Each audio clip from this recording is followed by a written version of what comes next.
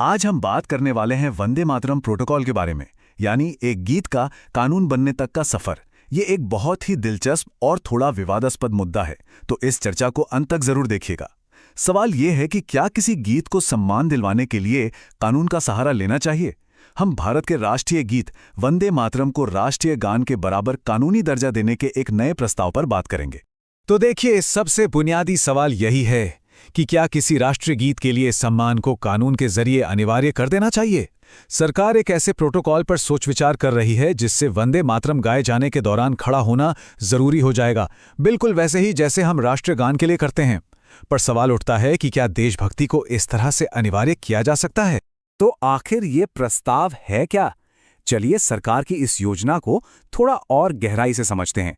ये वो योजना है जो हमारे राष्ट्रीय गीत के दर्जे को हमेशा के लिए बदल सकती है। देखिए, ये सिर्फ कोई प्रतीकात्मक बदलाव नहीं है।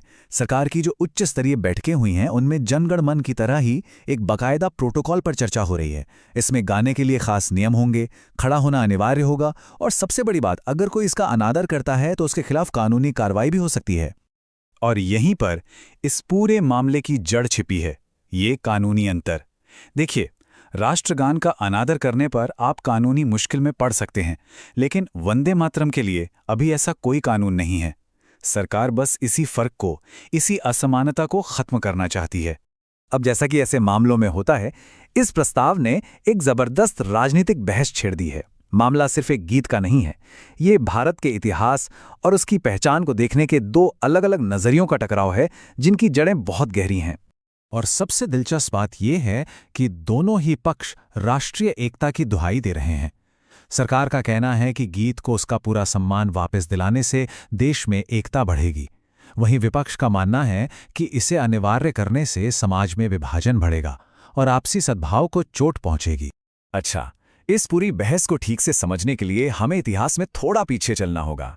इस गीत का सफर देखना होगा, जो एक कविता से शुरू होकर एक शक्तिशाली राजनीतिक प्रतीक बन गया। तो इसकी कहानी शुरू होती है 1870 के दशक में, जब यह सिर्फ एक साहित्यिक रचना थी। फिर 1905 आते आते ये आज़ादी की लड़ाई का एक जबरदस्त नारा बन गया। लेकिन 1937 में कांग्रेस ने इसे छोटा करने का एक विवादास्पद फैसला लिया, जो आज भी इस बहस का एक बड़ा कारण है। इस गीत का जो सार है, हे माता मैं तुम्हें प्रणाम करता हूं, यह अपनी मातृभूमि के लिए एक गहरी श्रद्धा को दिखाता है। यही वो भावना थी जिसने स्वतंत्रता सेनानियों के अंदर एक जबरदस्त जोश भरा। उनके लिए यह सिर्फ एक गीत नहीं था, बल्कि देश के प्रति अपनी भक्ति की एक घोषणा। चलिए, अब जरा कानूनी पहलू पर आते हैं। यहां यह बहस व्यक्तिगत आजादी और राज्य द्वारा लागू किए जाने वाले सम्मान के बीच एक टकराव का रूप ले लेती है।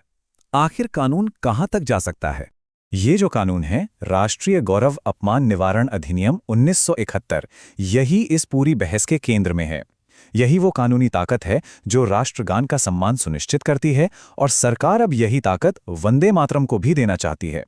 1971 के इस अधिनियम में एक बहुत महत्वपूर्ण बात यह है कि इसमें वंदे मातरम शामिल नहीं है, और जो मौजूदा प्रस्ताव है उसका मकसद इसी गीत को कानूनी सुरक्षा देकर इस ऐतिहासिक कमी को पूरा करना है। तो यहाँ एक बहुत ही नाजुक संतुलन बनाने की कोशिश हो रही है। एक तरफ एक जैसा प्रोटोकॉल होने से राष्ट्रीय गौरव की भावना मजबूत हो सकती है, लेकिन दूसरी तरफ ये गंभीर सवाल भी खड़े करता है कि क्या सरकार को सम्मान देने के लिए मजबूर करना चाहिए, और इसका व्यक्तिगत स्वतंत्रता पर क्या असर पड़ेगा। तो चलिए, इन सभी बातों का सार निकालते हैं और राष्ट्रगान और राष्ट्रीय गीत के बीच जो मुख्य अंतर हैं, उन्हें आमने सामने रखकर देखते हैं। ये टेबल सारी तस्वीर साफ कर देती है। सबसे बड़ा अंतर कानूनी स्थिति और सजा के प्रावधानों में है। जहां जन गण मन कानून के दायरे में सुरक्षित है, वहीं वंदे मातरम का सम्मान फिलहाल कानूनी तौर पर लागू नहीं किया जा सकता, और इसी बात पर यह पूरी बहस टिकी हुई है। तो अंत में ये प्रस्ताव हमें एक बहुत ही बुनियादी सवाल पर सोचने के लिए मजबूर करता है कि राष्ट्रीय पहचान का जश्न मनाने और उसे कानून के जरिए अनिवार्य बनाने के बीच की वो बारीक रेखा कहाँ खींची जानी चाहिए। ये एक ऐसा सवाल है जो सिर्फ एक गीत से कहीं ज्यादा गहरा है। ऐसी ही जानकारी के लिए सब्सक्राइब कीजिए ऑल कैन स्टडी को। Thank you. चलिए अगले वीडियो में मिलते हैं।